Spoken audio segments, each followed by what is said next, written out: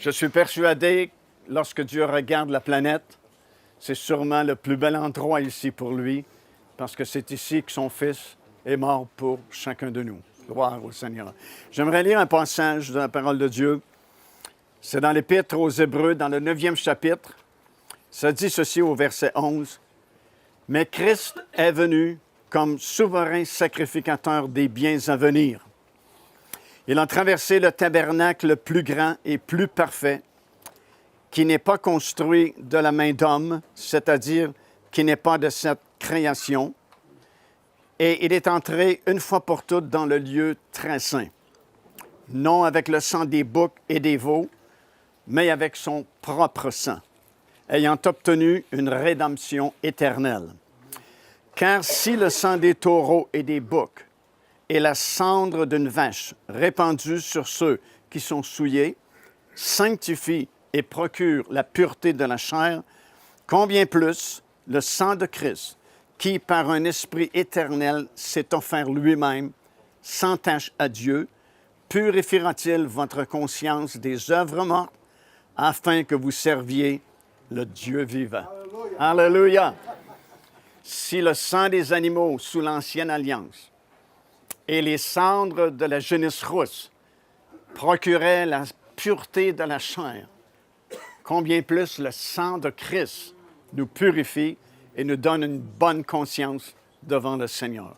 Parce qu'il y a vraiment une grande différence entre le sang des animaux et le sang du Seigneur Jésus-Christ, qui est parfait, qui a été offert par un esprit éternel. Alors, on est ici à Golgotha, et comme on a vu dès ce matin, Jésus a été saisi dans le jardin de Gethsémani. Il est venu être jugé à Jérusalem. Il a passé devant Caïphe, le souverain sacrificateur, devant Pilate, le gouverneur romain, d'autres magistrats ici à Jérusalem. Et finalement, on l'a chargé de sa croix et il s'est rendu jusqu'au lieu du crâne, Golgotha. On l'a cloué sur la croix. Pilate a mis une inscription au-dessus de sa tête, clouée sur la croix, qui disait « Jésus Nazareth, roi des Juifs ». Il a fait cette inscription en 3 langues, en grec, en hébreu et en latin. Et à l'époque, quand il y avait une phrase comme ça, on prenait la première lettre de chaque mot parce que souvent, il y avait un message codé. Et effectivement, il y avait un message codé parce que, par exemple, en latin, les premières lettres de ces 4 mots-là, Jésus Nazareth, roi juif, c'est INRI. Si vous vous souvenez, sur le crucifix catholique, c'est inscrit INRI. INRI, c'est les 4 premières lettres de ces mots-là qui signifient Jésus Nazareth, roi des Juifs. Mais ce qui a choqué les sacrificateurs, c'est ce qui était écrit en hébreu. Si vous prenez les lettres en hébreu, de droite à gauche, c'était JHWH, le nom de Dieu, Jéhovah. Et c'est pourquoi ils étaient frustrés, parce que Pilate disait c'est Dieu qui a payé votre prix sur la croix de Golgotha, alors que lui-même n'était pas juif.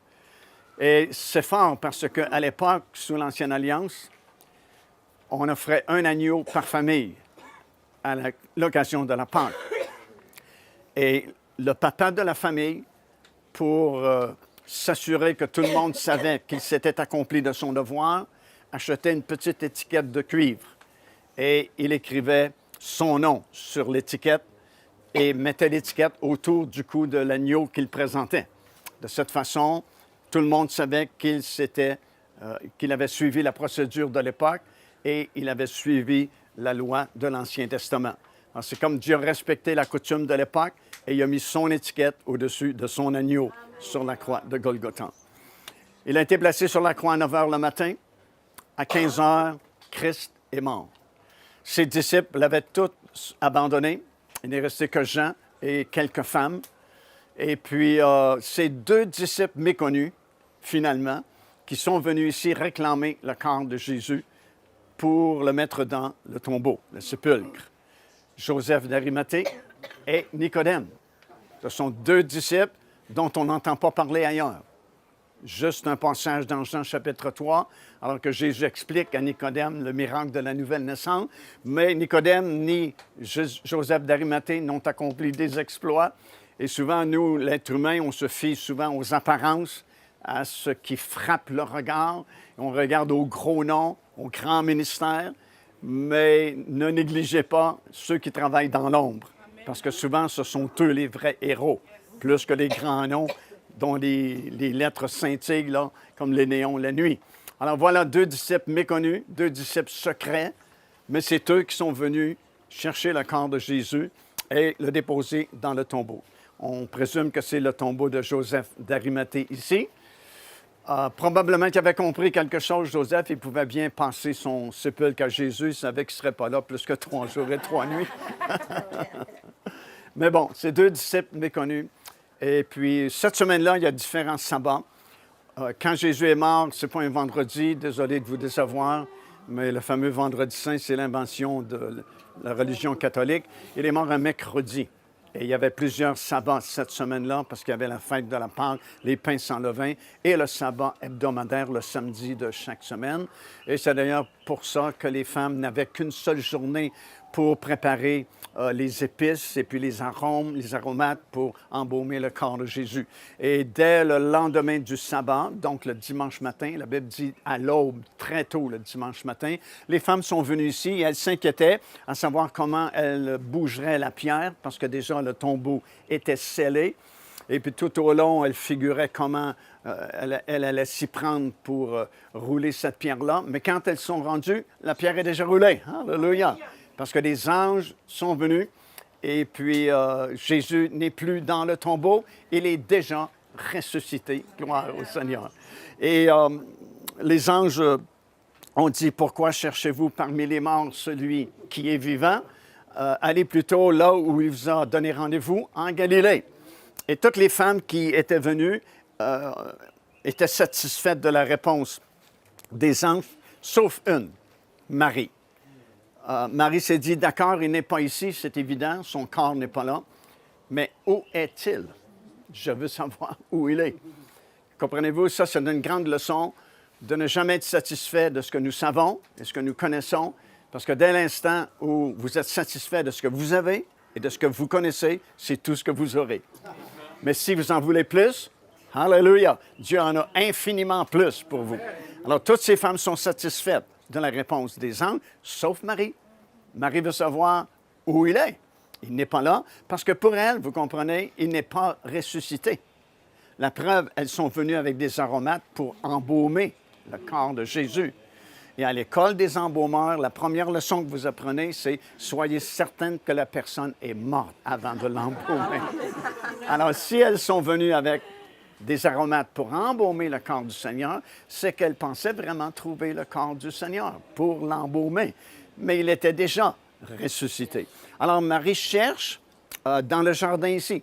C'est pourquoi on pense vraiment que c'est probablement le lieu de la crucifixion, parce que la Bible nous explique qu'il y avait un jardin, et donc il doit y avoir un jardinier pour entretenir le jardin. Et elle voit cet homme, et elle pense que c'est un jardinier. Il est vêtu d'une longue robe, comme les jardiniers étaient vêtus à l'époque, et elle lui demande s'il sait à quel endroit ils ont placé le corps de Jésus. Parce que pour elle, Jésus n'est pas encore ressuscité. Le corps a été tout simplement déplacé. Mais comme nous savons, ce n'est pas le jardinier, c'est Jésus. Et Jésus va lui dire « Marie », et elle va le reconnaître, elle va lui dire « Maître » ou « Rabouni », « Maître ». Et c'était Jésus, non pas un jardinier. Marie était la première personne à voir Jésus ressuscité parce qu'elle avait des questions, parce qu'elle avait soif, parce qu'elle avait faim. Tu n'as pas soif, tu n'as pas faim, ben c'est tout ce que tu auras. Mais plus tu as faim, plus tu as soif, plus Dieu va te donner. Alléluia. Puis les femmes ont annoncé aux grands héros de la foi qui sont cachés dans un appartement en quelque part et qui n'ont pas cru non plus les femmes. Mais Pierre et Jean sont venus en courant pour voir si c'était vrai.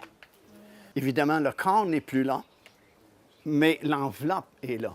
Les bandes sont là. Mais il n'y a rien dans les bandes. Alors, ça veut dire qu'il n'a pas été volé, parce que s'il avait été volé, les bandes auraient été volées également. Mais là, tu as la forme dans laquelle le corps était, mais il n'y a pas de corps dedans. Tu sais, ils ne sont pas défaits, c'est comme une vapeur. Et le linge qui est plié, ça aussi prouve que ça n'a pas été arrangé, comme on dit au Québec, avec le gars des vues. Tu sais, c'est pas un truc, là, parce que si quelqu'un avait dérobé le corps de Jésus ou l'avait déplacé pour mal faire, il ne serait pas donné la peine de plier le linge qu'on avait placé sur son visage. Le linge était plié et mis à part. Et quand Jean a vu ça, ça dit, il a cru. Parce qu'aucun être humain aurait pu faire une chose semblable. Puis, il est apparu après à nos grands héros qui sont barricadés. Et le Seigneur ne sonne pas à la sonnette, il ne frappe pas à la porte, il passe au travers le mur. Alléluia! Ça, c'est votre corps glorieux où c'est tchou, tchou, tchou. Et vous passez au travers les murs. Ça va être extraordinaire. J'ai tellement hâte à ça. Et ils ont peur, évidemment, pensent que c'est un fantôme. Et Jésus dit non, non, puis il s'est révélé à eux. Ensuite, à Thomas, et il a dit à Thomas, mets ta main dans mon côté, mets ta main dans mes plaies. Et finalement, Jésus est apparu à plus de 500 frères à la fois.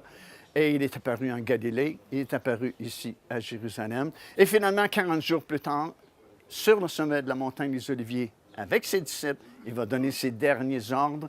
Et finalement, il va retourner vers son Père là-haut dans le ciel, là où il est encore présentement pour très peu de temps, parce que les signes sont accomplis.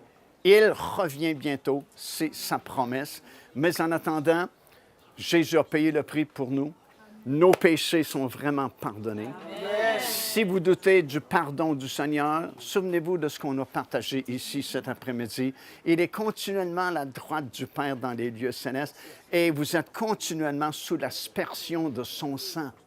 Et ce que nous avons lu au tout début, si le sang des animaux procurait la pureté dans l'Ancien Testament, à combien plus forte raison le sang de Jésus nous purifie de tout péché, non seulement nous purifie de nos péchés, mais nous donne une conscience légère, parce que notre conscience ne nous accuse plus parce que nous croyons à la force et la puissance qu'il y a dans le sang de Jésus, qui continuellement est aspergé pour nous dans le lieu très saint, là-haut dans le ciel. N'est-ce pas extraordinaire? Amen. Alléluia! Amen, amen, amen, amen.